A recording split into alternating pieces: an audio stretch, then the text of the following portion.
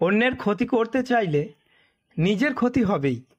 হয়তো ক্ষতির ধরন ও সময় একটু ভিন্ন হবে, তবে ক্ষতি হবেই। কারণ প্রকৃতি তার আপন গতিতে প্রতিশোধ নেয়। যখন তুমি কাউকে সত্যিকারের ভালোবাসবে, তখন তার সাথে একদিন কথা না হলে মনে হবে সহস্র বৎস কথা হয়নি। আর যে যন্ত্রণা মৃত্যু যন্ত্রণার থেকেও ভয়ানক।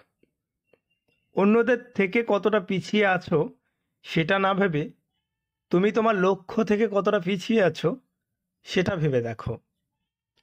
কি ভাবছেন লোকের উপকার করে মহান হবেন? ভুল ভাবছেন। স্বার্থের দুনিয়া। কাজ মিটে গেলে সবাই আপনাকে ভুলে যাবে। কাউকে যদি মন প্রাণ দিয়ে ভালোবাসো, তাহলে উপহার হিসাবে তার কাছ থেকে পাবে শুধু অবহেলা আর কষ্ট। যে আজ তোমাকে অবহেলা করছে, গুরুত্ব দিচ্ছে না, ধৈর্য ধরো। একদিন তোমাকেই তার সব থেকে বেশি প্রয়োজন হবে। যে যত বেশি সরল ও ভালো হয়, তাকে তত বেশি কষ্ট সহ্য করতে হয়। সত্যি ভাগ্যটা আজব। যাকে পাওয়ার সম্ভব নয়, তাকেই সবচেয়ে বেশি ভালোবাসে মন।